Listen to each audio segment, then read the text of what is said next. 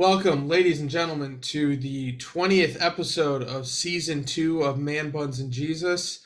Still haven't figured out how we're going to decide when season 3 is going to start. So there's that.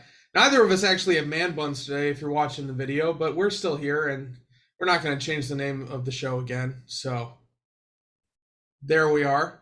And I'm one of your hosts, Pastor Josh Laborious. I'm a pastor out in Southern California.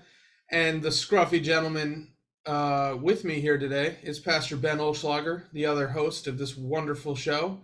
And he's a pastor somewhere in what will soon be an Arctic wasteland. What are we talking about today, Ben? We got a few months before Arctic wasteland levels of cold and snow here. Well, that's because you and I define Arctic wasteland very differently. That's very true. Just as a point of reference, I wear shorts in the winter, basically regardless of temperature until it gets below 0. It's great. I can't feel my legs anymore. That's not a good thing. No, in a lot of circumstances, you need to go to the ER for that. Anyway, so today on the podcast, we wanted to do something a little bit, I don't know, more lighthearted, but not necessarily like lighthearted. So we're going to talk about success and specifically what it looks like for a church to be successful. There's a lot of different ways that churches will kind of measure themselves these days. And we kind of just want to talk about what it truly looks like for a church to kind of do a self-health assessment. So first things first, like the majority of churches today judge their success on one of a few metrics. Big one being worship attendance. That's usually the most frequently cited metric that churches use to talk about their health.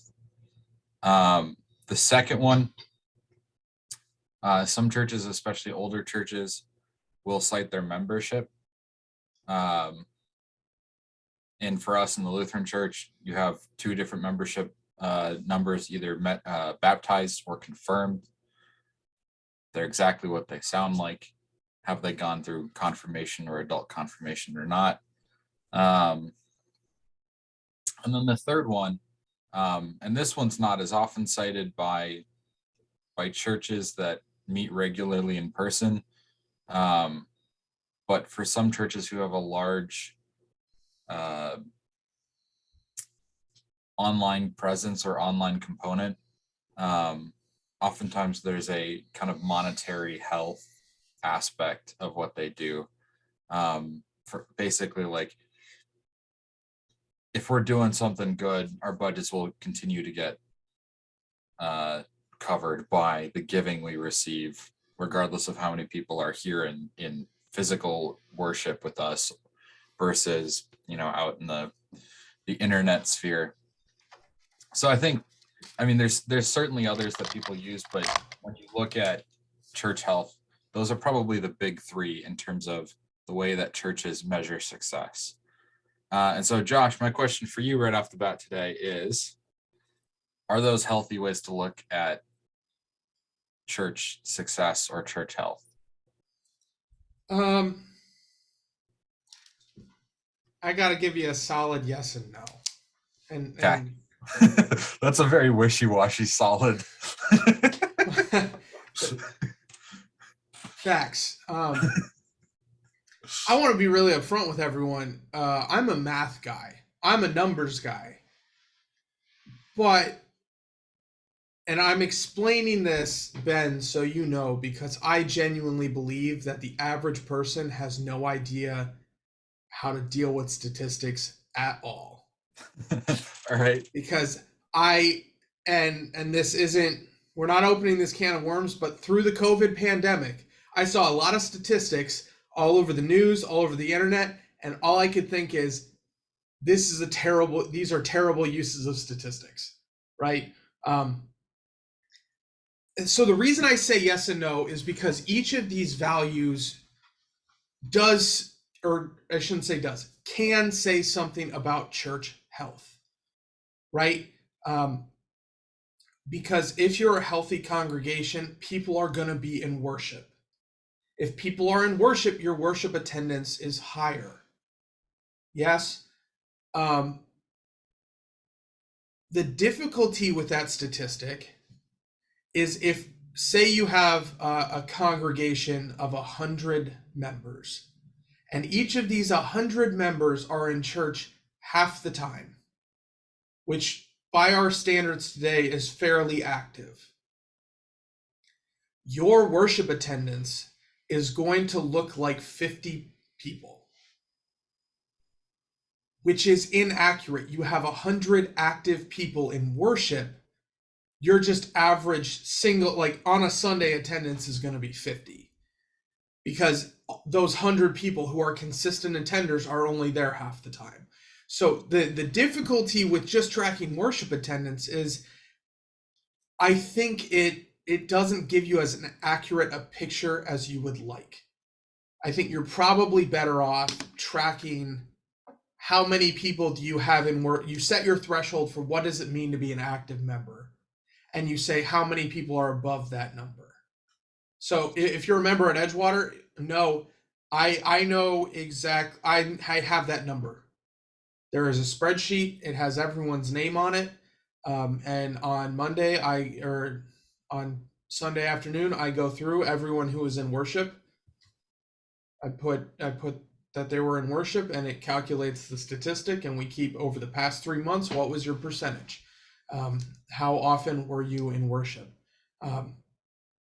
So that's the difficulty with the worship attendance. The membership one, I think, is trickier, because I think for almost all churches, that number is very much inflated. And if we're talking about how do you measure the health and the success of a church, if your numbers are bad, your assessment is bad. And I think for a lot of churches, they say, oh, we have 500 members and 50 show up in worship. I'm sorry, you don't have 500 members. At one point, 500 people went through your church. That's what you can tell me.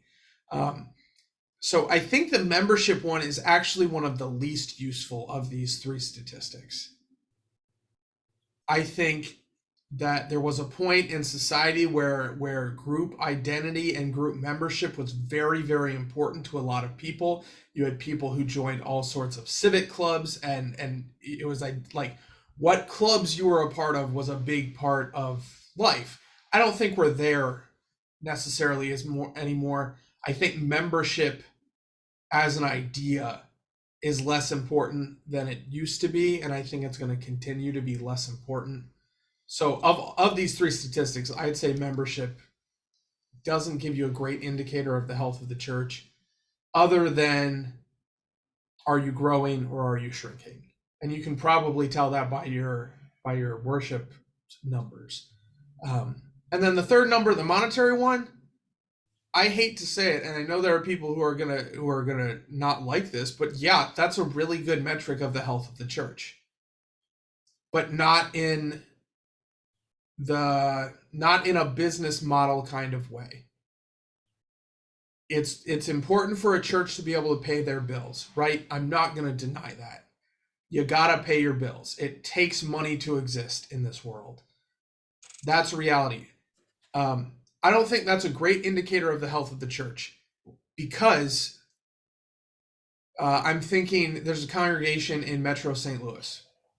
They're in a really poor area of town. They are a very healthy congregation. Their annual budget, they don't bring in enough to cover their annual budget, because that's not who is worshiping there. But I would still call them a very healthy congregation. And you might be sitting there thinking, Ben, and anyone listening might be, you just said it was actually a really good statistic, but then you said it was a bad one. If you're just looking how much money are we taking in, I think if you want to look at what's the health of the congregation, look at the number of families that consistently give. because giving is it's an act of spiritual worship. It's a reliance on God, saying, if I give up this, God is going to take care of me. And it is a reflection of your priorities, right? If your church tithe is the last thing that comes out of your paycheck every month, that's the least important thing you're spending money on. I mean, it just is what it is. If it's the most important thing you're spending money on, you're going to pay that bill first, or you're going to give that donation first. So rather than how much money you're taking in, I think a better metric when you're talking about the health of the church is how many people are consistently giving, right? And I'm going to brag on Edgewater a little bit. We have, as of our last voters meeting, we've grown since then, but as of our last voters meeting, we have 32 families in the congregation that are either members or regular attenders. 29 of them give on a regular basis. So, and just kind of a simple example of what that means is this weekend I looked at my texts. I had the opportunity to preach on a stewardship text. And frankly, it would have been a lot of fun for me to preach on. But that's not what the congregation needs. In that way, we're a very healthy congregation. People give. They take it seriously as an act of worship, and we can be really proud of that. So two of these three statistics, I think, Ben, are very helpful if gathered the right way and if considered in the right light, is my opinion anyway. So what you're saying is church health is incredibly multifaceted, and we need to have a lot of different ways of looking at whether or not a church is healthy. Oh, yeah. You don't need a spreadsheet, ladies and gentlemen.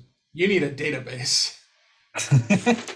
For any of you who aren't math and computer science people, a database is like a whole ton of spreadsheets that are interlocked and connected to each other. I'm going to geek out more than I thought I was this episode. I'm sorry about that, Ben. That's okay. But it's inevitable. As long as you take the opportunity to explain what's going on so that our less statistically inclined listeners know what we're talking about, that's great. So I think we've now kind of hit on two aspects of church health that are good to kind of keep an eye on, if not in some way measure. One being the congregation's responsiveness to the word of God in their giving. One being an active desire to participate in the community of God through worship and just being present in the community. What other things as a church should we be measuring? What other things as a church should we be looking for in terms of the way that we look at church health? This answer is not satisfactory to me, but I think it's right anyway. Okay. Just went through this spiel. I love numbers. I love math. I think if you want an honest, faithful assessment of how healthy a church is, it's not a numbers thing. Numbers can give you a picture of where you maybe need to improve, but the reality is, I think the best metric for the church is, are we fulfilling the mission that God has put before the church?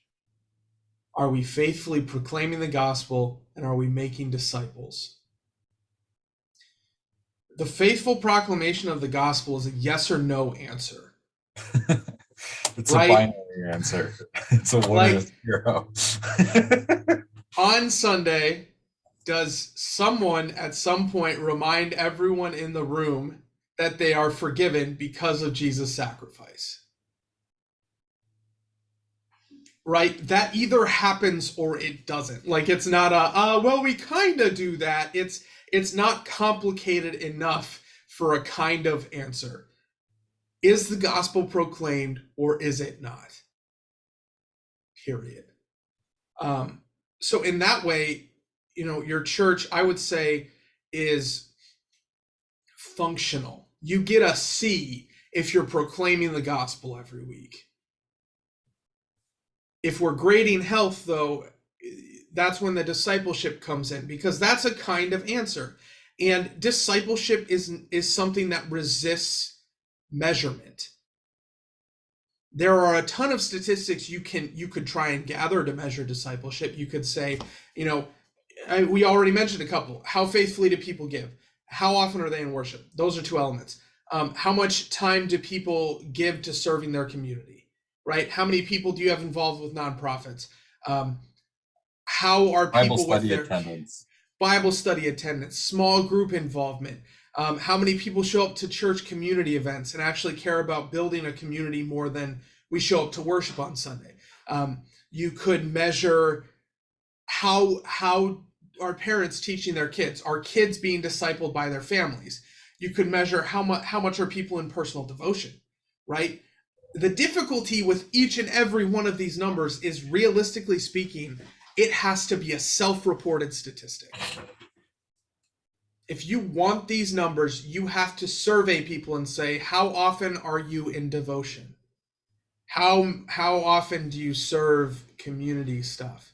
You can track attendance for the church stuff, but for that personal discipleship, you're relying on self-reporting, which, as far as I'm concerned, almost immediately means your statistics are highly suspect, because people give themselves the benefit of the doubt. They are going to be as generous as possible when answering those questions. Josh, are you telling me that people are going to lie on a church survey? Yes, that's exactly what I'm saying. And even if they don't lie, they're going to stretch the truth. That's right? still a lie. If you do, yes, yes it is. But if, say you do personal devotions 4 nights a week, if you get a survey from your pastor, I bet you're going to say 5 or 6 nights a week. If you're audacious, you're going to say 7 nights a week. If I was reading a survey and I saw a response that said they did their personal devotion 7 nights a week, in my congregation, there are maybe 4 people I would believe that number. And for anyone else, I'm not holding it against them, right? I don't consistently do devotion 7 nights a week, right? Life happens. Sometimes you get to the end of the day, you lay down, and you're dead to the world, right? So when you're gathering these statistics, your accuracy is suspect.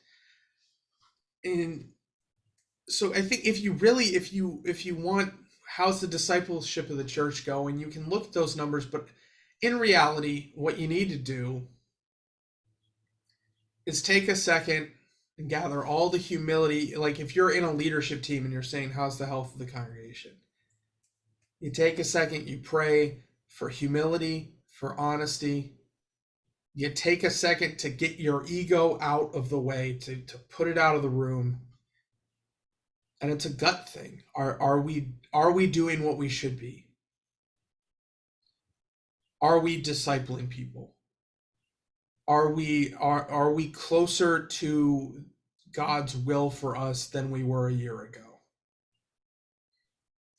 You can gather numbers on that, but really, I think it's a reflective, prayerful thing. You got to just kind of, are we doing what we should be?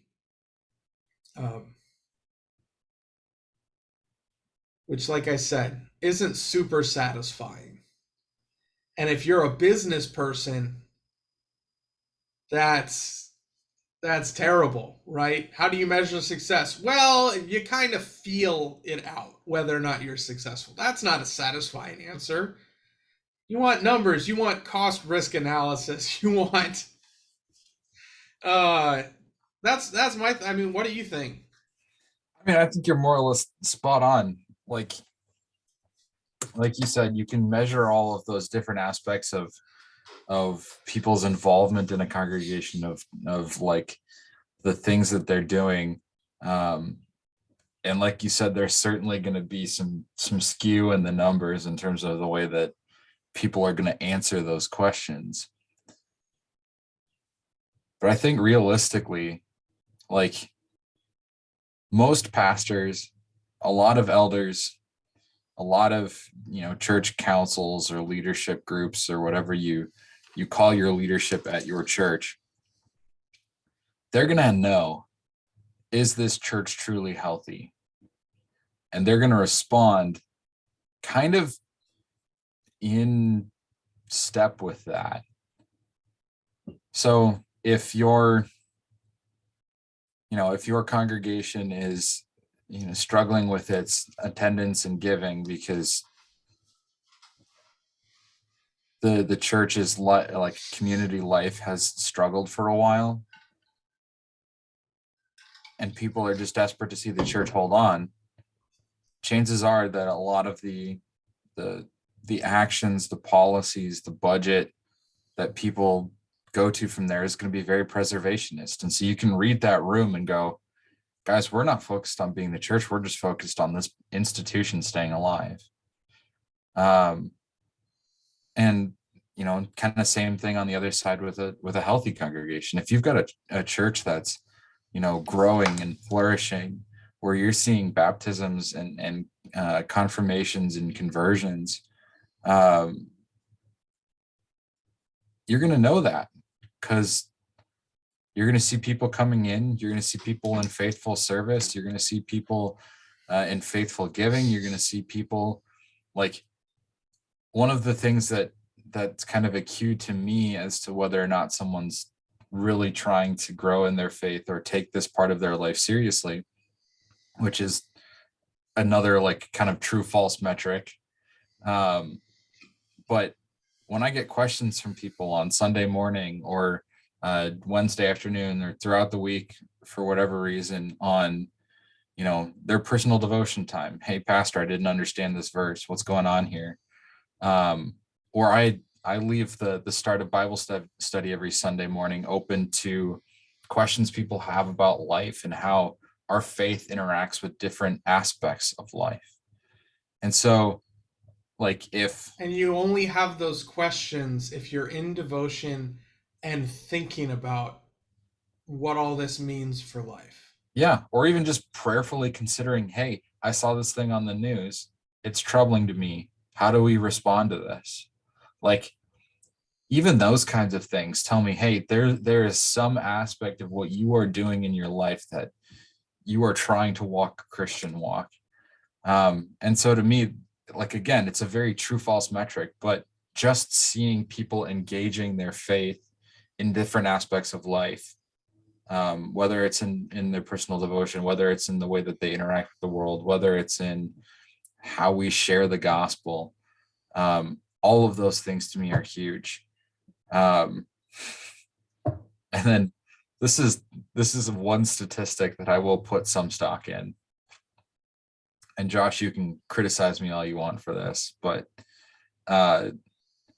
like the ratio of baptized babies per year to the size of your congregation and how many of those babies are in attendance on a regular basis. I'll give you. It's got to be a combined statistic, though. Well, I give more weight to one half of that pair, right? Because if you're just like, if you're looking at baptized babies, you're gonna have some come to your congregation that just they don't stick, right? Well, I'm if your congregation is beyond that stage of life, that number is going to be really low, and it's not necessarily that your congregation's not healthy. So maybe I should just rephrase that as baptisms, period. But the caveat is you stepped on something there, and that's retention. Yeah. Right? When you baptize people, when you confirm people, are they sticking around? Well, and I think another, this is one of the unmeasurables, is the foundation of what we do is relationships. Speaking from a little bit of personal experience, because for anyone who doesn't know, I'm in a doctorate of education program, and to write your it's a research doctorate. It's not a you're not writing a book report, right? I have to do qualitative or quantitative research on whatever.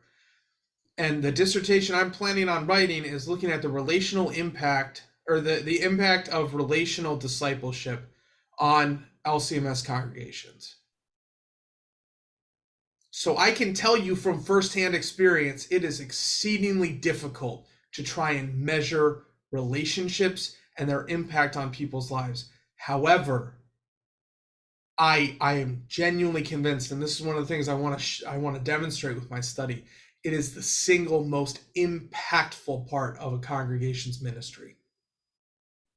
I don't care how good your sermons are. I don't care how good your Bible studies are.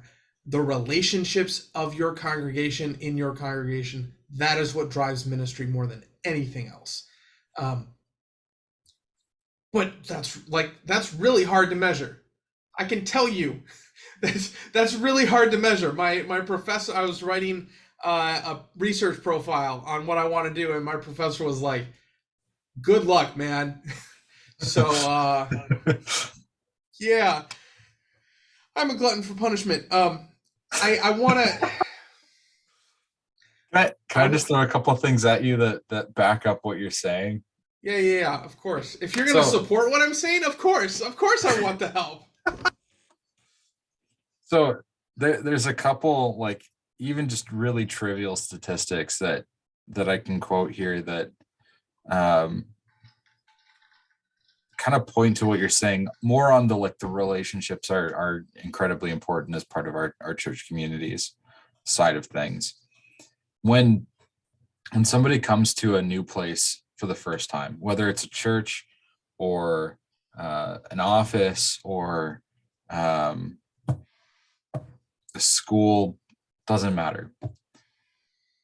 The thing that they take away more than anything else is their interactions with the first people that they meet. And there was a church planting group, an evangelical church planting group. I think it was Acts 2 Enterprises. I don't remember off the top of my head, but they were doing some research on what draws people into a congregation. And the things that they found to be the most compelling to people in terms of their retention were, one, if you walked in the door and at least two people asked you your name and remembered it when you saw them the next time, that led to like an 80 or 90% retention. So there's one. And then two was the consistency with which they saw people that they knew and recognized in worship. So like, folks, it's as easy as that.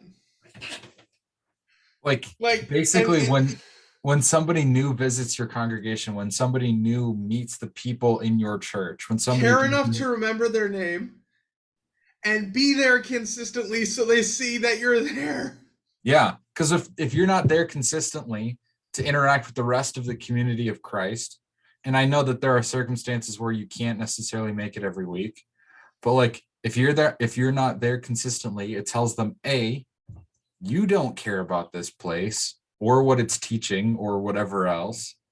And B, you probably don't care about them. Because if you don't care about this place, you don't care about the other people there, how much are you going to care about this new person that walked in? Yeah. Well, and what's crazy to me is how many books have been written on church growth and evangel. Like I have two bookshelves in my closet back there. They're half bookshelves. They're not full bookshelves. I don't have a ton of books. I probably have 4 books on there that I picked up during my time at seminary on church growth. And we're overthinking it. Mm-hmm. We're overthinking it. Just actually care about the people who walk in the door. It is as simple as that. And if you have people that you care about that have a hard time walking through that door, hold their hand and walk them through that door. Yeah. It's much less difficult than I think a lot of people make it. Mm-hmm. Evangelism is not. I hate the fact that we have built up evangelism to be this big, scary thing, and you have to have a speech ready to go and you have to know just the right words. No, evangelism is as simple as, hey, friend that I have, I care about you and I think this is really good.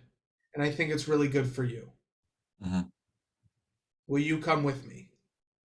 It's as easy as that. And if your church is healthy and proclaiming the gospel every week, that'll take care of the rest, because they'll come with you. You'll hold their hand as they walk through that door, and then they hear the gospel. The Holy Spirit does everything else.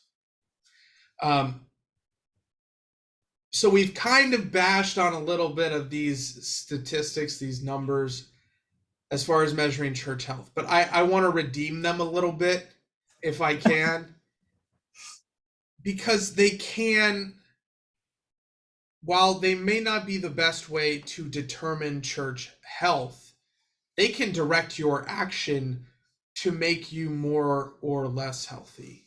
Mhm. Right? So on a fundamental level, statistics tell you that if you don't want to ever exceed 80% of the seating capacity of your space, because then if you have a visitor, they're going to feel like there's not room for them. Mhm. For members of Edgewater, that's why we started adding the 7th row of chairs lately, so we stay above that or below that number. If you notice that people aren't giving regularly, you teach to that. If you notice that people aren't involved with personal devotions, you work on that. You provide opportunities for that. You kind of push people and challenge people a little bit on that. And on the flip side, statistics and numbers can tell you when things don't work, because sometimes they don't. Right? If you've done something for evangelism or outreach in the community and you did it for years, and there's not a single person in your congregation who's there as a result of that effort, that is not an effective outreach strategy. You might love it. You might love doing it. It might bring you so much joy, and maybe you still do it as a service, a community service opportunity. But it's not. It's failed as an outreach. And if you're trying to do outreach, you don't do that. You don't do things that don't work. Um, in the same way, uh, if you're putting out material for people's personal devotion and it never gets used, you got to change it. Right? So statistics can tell you when you maybe need to do something in an area, or when something isn't working like you thought it would, and you need to change how you're approaching it. So whether or not it tells you the health of the congregation, there's an argument on that.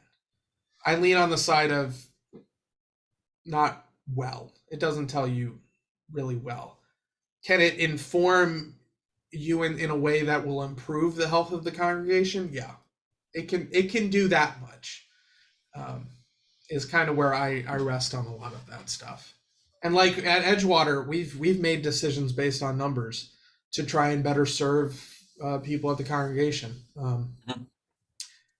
And I think most of those decisions have been good. I guess I've only been here a year, so I can't tell you long term. Can't tell you if they're going to bite us 5 years from now or not. But for now, everything's fine. I think, I think this kind of brings us to a point where we can kind of start to draw a conclusion. Um, because I think we've kind of now come full circle on this. Like, we started out talking numbers. We started out talking like, here are the metrics that people will often use to talk about church health. Then we went on to like, here's 15 other metrics that people have attempted to use to talk church health, and then just crapped the whole thing. Because like, like you and I both know, and I think like a lot of our listeners probably know, like there's only so much that these numbers can tell you. You got to have, yeah. I drew a conclusion. For those of you listening to the podcast, I have 2 note cards with the word conclusion drawn in bubble letters. I'm very proud of myself. I think I might frame this piece of art and This is where I feel like I need to ask, is Chris expecting? Because like that seemed a little too dad joke for me. Anyway, that wasn't a dad joke. that was No, such a dad joke. Anyway, I'll commit. that's a I'll topic go for to another podcast. confession then. That's a topic for another podcast. What is the strict definition of a dad joke? So everyone knows what not to do.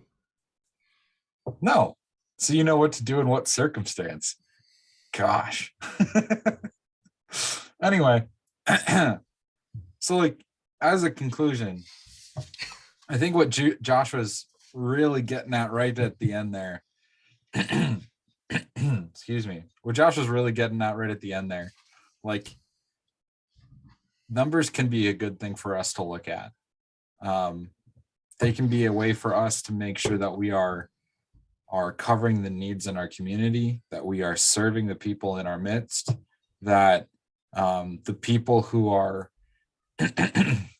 a part of our community are really truly being cared for. Some water, Ben? I'm good.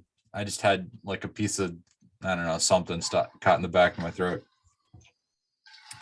For example, like an attendance metric, if you see that somebody goes from attending 80% of the time to 10% of the time in a 1-year span, like there might be something going on and you should maybe go back and talk to that person. Or if, 50% of your immediate surroundings at your church have a hard time paying for food every week, there's a need that you can meet in your community. Like those kind of statistics are great. But in the end, like the best way to measure church health or church success is be a part of the church, because you'll just kind of know. And then be humble about the way that you process what you see and observe and know, so that you're not trying to hold on to things in pride. Josh, you want to add anything to that? I don't think so. All right. Did you have a third prong? To what? You said you had a plan for the podcast, and I saw 3 things, like 3 lines, and I only counted 2 of them. Well, so the first one was, what are we using currently? The second one was like, what are we actually, or what should we actually be measuring, or observing or whatever? And then the third one was, so how do we like kind of pull that all together? Okay. I'm satisfied then. Cool. Does that mean we did takeaways? Did we do takeaways and I just totally missed it? Yeah, we just kind of did. Okay. Prayer requests, pray for healthy churches. And I think pray that people would use data appropriately, right? All these ways we measure health, or we measure things that are going on in the church. Pray that people would use them honestly, and that the decisions made based on them would be for the benefit of the church. I pray for, there are 2 things on that paper. It's bleeding through. It says, pray for the humility to understand the health of your church. Yeah, that's a good, and those are some tough things, but that's why you're praying about them. So yeah. With that shameless plug, exciting plug, we're finally on Pandora. It took freaking a year and 2 months, but we got there. Your boy Um, wishes he had an air horn. I should have downloaded an app. Um, so we are on, as far as I'm aware, all the major podcasting platforms. There are other ones that we could submit to, but I've never heard of them before, so I'm not going to go through the effort unless one of you says, "Oh, I only listen to it on podcastnotes.com." I'll make fun of you a little bit, and then I guess I can try and put it on there too. But we're on Pandora, we're on Spotify, Google Podcasts, Apple Podcasts, Podbean, um, Stitcher, which is apparently a thing. So wherever you listen to podcasts, check us out. Please subscribe to validate the time we spend doing this. I don't know if I told you, we have 18 subscribers on Spotify, which doesn't sound like a lot, but I'm pretty happy with that number. So, um, and tell your friends, share good, spicy episodes with your friends. And we have a Facebook page that you can use to contact us if you want us to talk about a specific topic, or if you want to come on as a guest, or if you want us to try and get someone on as a guest. All of those suggestions, consider our Facebook page our suggestion box, and we check it occasionally, like a real suggestion box. If you think a guest is too big for this podcast, chances are they probably are, but we'll try anyway. This is true. I mean, we've already gotten what I would consider guests that are too big for us. I mean, yeah. We got the president of Ambassadors of Reconciliation. Like, what? Yeah, I tried reaching out to the new King of England and his people, and they didn't get back to me, so. I briefly thought about reaching out to Joe Rogan. We'd probably lose some subscribers, but that's okay. That would be a fun episode, though. There would probably have to be a parental warning on that one. Probably. Also, I get the impression, I don't know if he goes on other people's podcasts. I think if you want to do a podcast with Joe Rogan, you got to go to him. And yeah. Anyway, with that, we're out of shameless plugs, and we still haven't ever tried to sell you anything, because that's not who we are yet. We should get Man Buns and Jesus merch. I want a t-shirt with our faces on it. Oh man. We should stop before I have any more bad ideas. Brothers and sisters, go in peace. Serve the Lord. Thanks be to God.